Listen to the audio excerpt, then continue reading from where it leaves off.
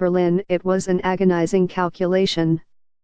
To get his wife and 3 daughters to safety, Abed Fhili, 44, left them behind in Assyria suffocating from war.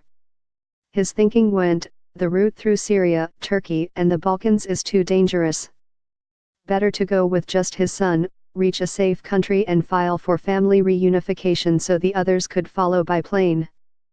But 3 years later, and living in a small town in eastern Germany, the closest he has come to seeing his wife and daughters is through video chats on his phone. Cases such as Fhili's are at the center of a dispute that helped torpedo German talks to form a governing coalition last month, and they are a critical fault line in the negotiations to come. On one side, conservatives who say that Germany cannot afford to take in any more of such migrants. On the other, progressives who argue that asylum seekers will adjust much better if they are not separated from their loved ones.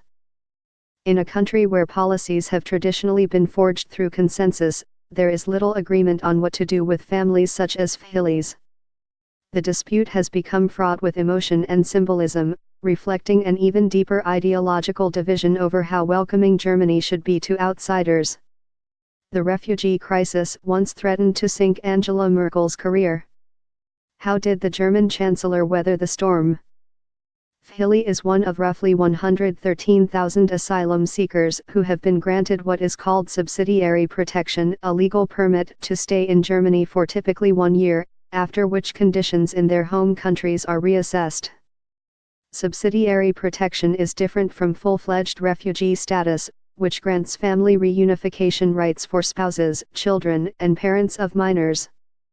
In 2016, Chancellor Angela Merkel's coalition government passed a law to ban people with subsidiary protection from rights to family reunification until March 2018.